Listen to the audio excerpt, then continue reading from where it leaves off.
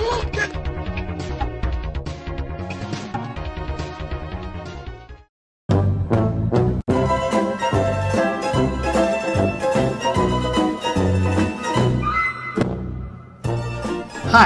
welcome to Healing for Trolls. This is my Paladin, Sathari, on the US realm Drendon.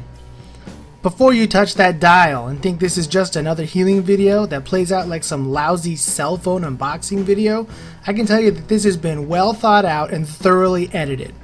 I'll be fast forwarding parts of the dungeon to get to the meat and potatoes of basic Paladin healing.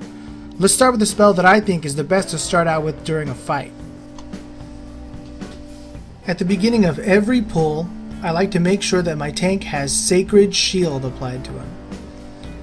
Sacred Shield is a nice spell because on top of protecting your tank from damage by applying a buff that absorbs 500 damage, it also increases the critical strike chance of Flash of Light. Also, when you cast Flash of Light on a target with Sacred Shield, it applies a healing over time effect, which gives as much healing as the Flash of Light did. So if Flash of Light crits, it'll do more healing over time than if it doesn't crit. Flash of Light is one of the very few direct healing spells Paladins use on a regular basis.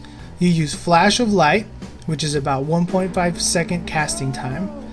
That's your main filler healing spell. You also have Holy Shock, which heals for maybe a slight bit more than Flash of Light depending if it crits or not, but that's an instant cast heal. It's really an excellent spell to have and be versed in using. The other direct healing spell that we'll oftentimes use is called Holy Light. Holy Light is our hardest hitting heal, but it also takes the longest to cast.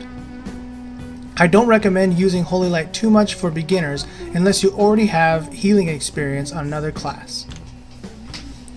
In this next pull, I'll be focusing on using our Cleanse spell.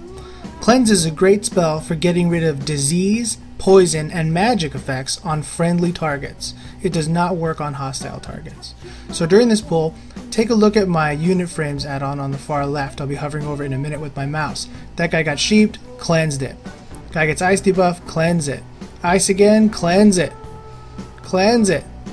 Cleanse it. If you notice, my mana pool stays pretty high. Cleanse doesn't cost very much. I'm not glyphed for it. I'm not talented for it. It just doesn't cost very much. I can cleanse all day long. And in a boss fight later on, I'll be showing you that I can cleanse all day long, pretty much the whole fight, and it really doesn't deteriorate my mana very much. So if you have a free second between heals to cast a cleansing spell, I say why not? It can make or break a fight. This next pull is really an example of using Holy Shock effectively. I can use Holy Shock to proc an instant cast Flash of Light, which is something that you need talent for. See, this mage is taking pretty constant damage. I healed him to full and then he ice blocked. He suspected that he would die.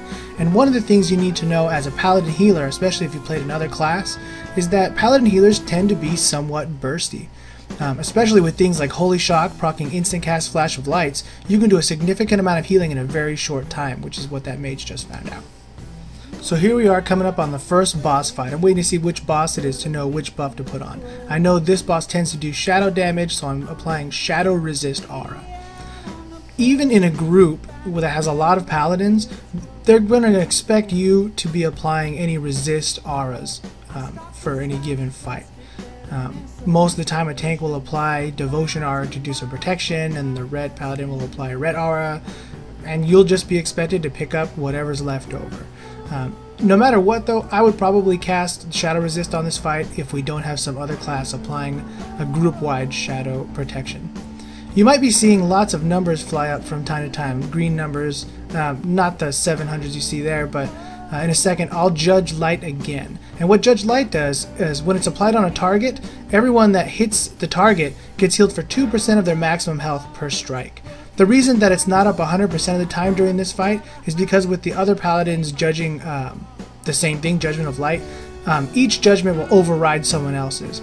It doesn't really matter. As long as someone has Judgment of Light up, the group will be receiving the same healing as if you cast it. It's not too much of a big deal. It's nice to see it on your own screen, tons of heals going, but it's not that important. What is important though is that you do use your judgment at least once a minute.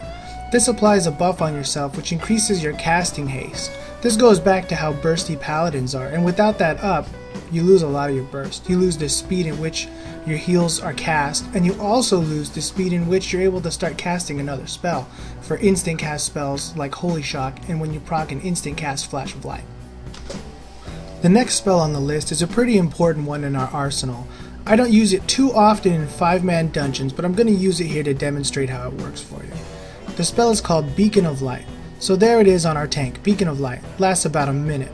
This can be increased through glyphs. I don't do it. What this does is every direct healing spell done to a target will effectively heal that target as well, the beacon target. So there I heal that guy, heals the tank. I shock this guy, shocks the tank. I heal this guy again, it's going to go to the tank. Heal this guy, it goes to the tank. That's how it works. Basically, all direct healing you do is going to also apply to your beacon target.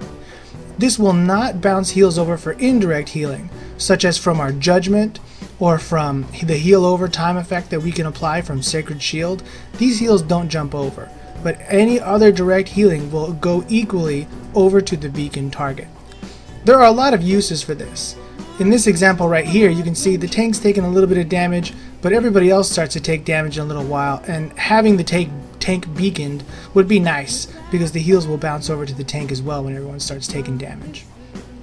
Another good time to use it is in the case where you feel like you might be taking a lot of damage. You place it on yourself, then you're free to heal everyone and not have to worry about whether or not you're going to die, as long as you're constantly healing other targets. I don't usually use Beacon of Light to save a player that keeps getting themselves into trouble by attacking targets and pulling aggro. I don't like to be an enabler for bad DPS. But if your primary mission is to keep everybody alive no matter what and make things go, that's another possible use for Beacon. Perhaps the most beneficial use of Beacon would be in a raiding scenario, unlike this one. A raiding scenario where there's more than one tank. You cast Beacon on one tank, you heal the other tank. This is especially useful in a fight where both tanks have to eat damage at the same time. A lot of times the paladins are assigned as tank healers for just this purpose, using their beacon so they can heal both of them with large heals at a consistent tempo. In this last sequence, I'm going to show you first a buff called Infusion of Light. When your Holy Shock crits, it makes your next Flash of Light instant cast or your next Holy Light crit more often. And I see this next boss coming up as a fire boss. I'm going to put fire resist up, and in a second the tank is going to ask me to do it, but I'm already on top of it.